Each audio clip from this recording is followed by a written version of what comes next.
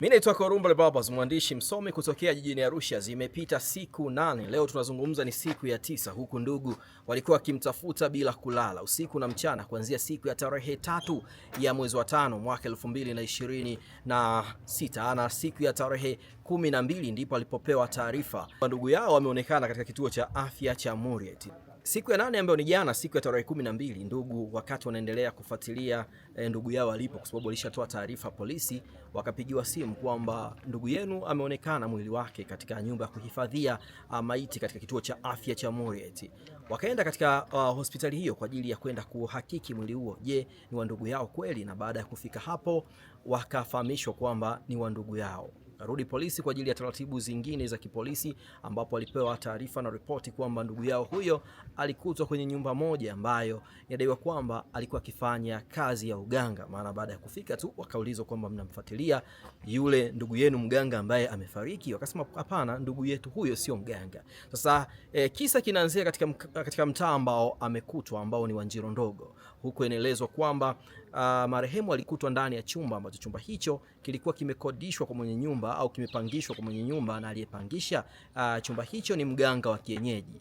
Utasa unapokuja ni kwamba watu wanamfahamu Sifaeli pamoja na ndugu zake wanadai kwamba wao wanamfahamu shughuli yake ya kuuza vifaa vya magari ikiwemo hardware, lakini pia huwa anafanya kazi za kusomba mchanga na vifaa vya na matilio mengine ya ujenzi. Hajawahi kufanya kazi yoyote ya uganga, lakini mama mwenye nyumba ndiye mtu wa kwanza ambaye inaelezwa kwamba alianzisha hiyo dhana ya kusema kwamba alikufa ndani ya chumba chake au nyumba yake ni mganga kienyeji. Kwa hiyo huenda jeshi la polisi lilichukua taarifa kutoka kwa mwenye nyumba, lakini vitambulisho na vyeti vinavyoonyesha kwamba huyu mtu anafanya shughuli hiyo ya uganga vinamtambua mtu aliyokuwa anafanya shughuli hiyo kwenye chumba kwa jina la Fadhili, kwa namna ambavyo vitambulisho hivyo au vyeti hivyo vinaeleza. Wakati marehemu yeye kwa mara ya kwanza watu walifahamu jina lake baada ya kwenda mochwa na kutazama kwenye nguo zake, wakakuta kwamba kuna vitambulisho vinavyosoma jina lake pamoja na leseni ya gari. Kwa hiyo huo ndio utata ambao umepelekea hata ndugu sasa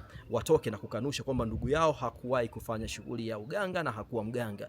Lakini cha kushangaza na kusikitisha zaidi, mama mwenye nyumba ambaye ameanzisha hiyo taarifa ya kusema kwamba huyu marehemu ni mganga kienyeji hataki kabisa kuzungumza na waandishi wa habari, na amekuwa mkali kiwango cha kutukana, kama hapa ambavyo unamsikia tulivyojaribu kumtafuta kwa njia ya simu. Anataka nini? Anataka ni anihoji.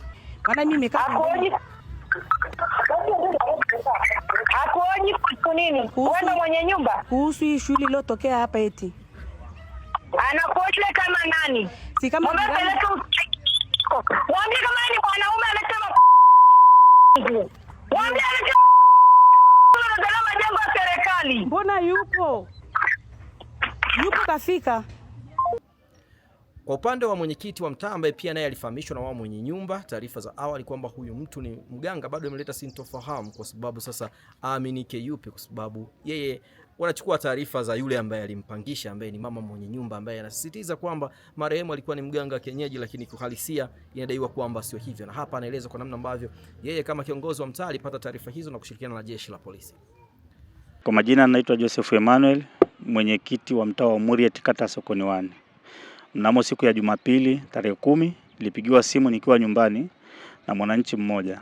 Alisema kwamba kuna nyumba moja inatoa harufu kali, na walipoisogelea waliona kama vile kuna mtu amefia ndani.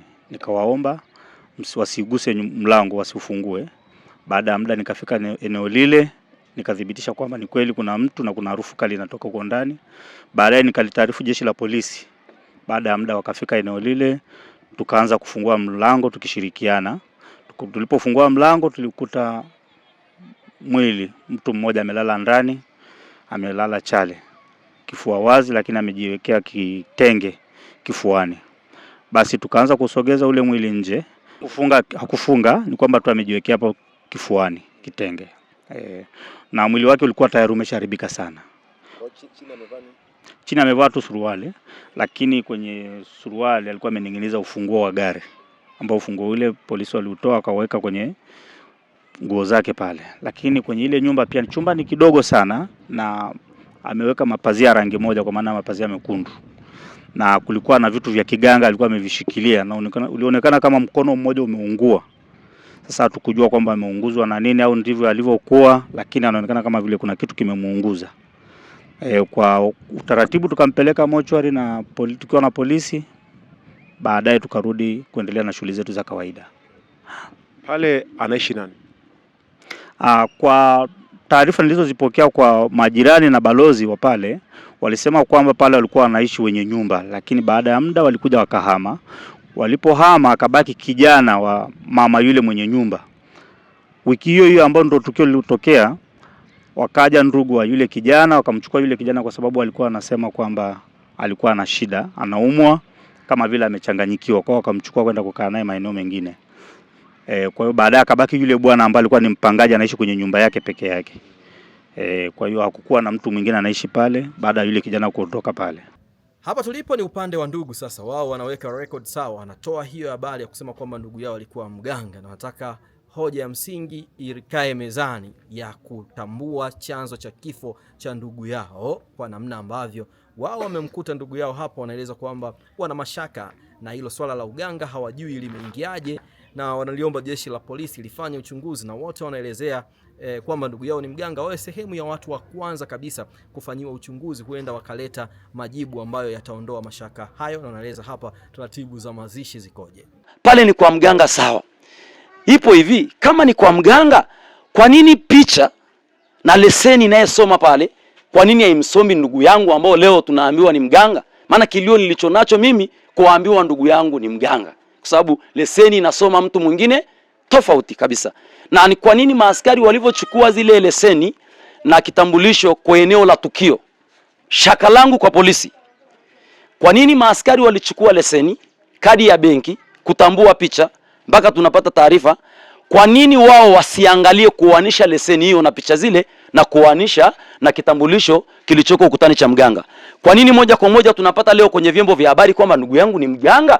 Maana mimi naweza nikawaambia kwamba kwenye vyombo vya habari kuna mahali nimesisikia ndugu yangu ni mganga. Hao waliopasisha kwamba ndugu yangu ni mganga ni wakina nani? Na issue ni kwamba mimi ninachojua upelelezi wa maaskari, siku zote wakienda mahali huwa lazima wafuate upelelezi wao. Siku zote mtu wa kwanza, mtu akifariki, ninachoelewa mimi sio askari, lakini ninachoelewa kitu cha kwanza lazima majirani watafutwe. Kitu cha pili lazima mwenye nyumba hatafutwe.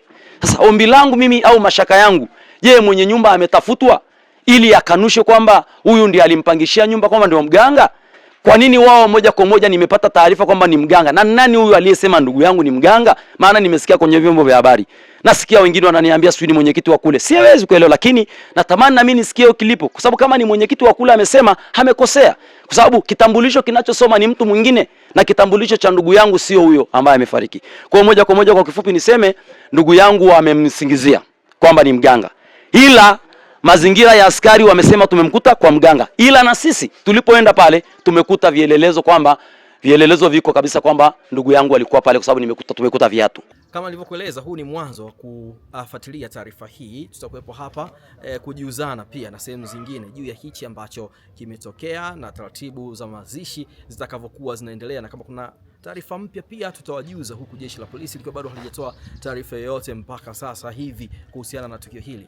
Tumejaribu kumtafuta kwa njia ya simu kamanda wa jeshi la polisi mkoa wa Arusha, Justin Masejo, simu yake imeita bila kupokelewa. Weka komenti yako hapo chini kistaarabu. Mimi ni mwandishi msomi, naitwa Korumba The Barbers.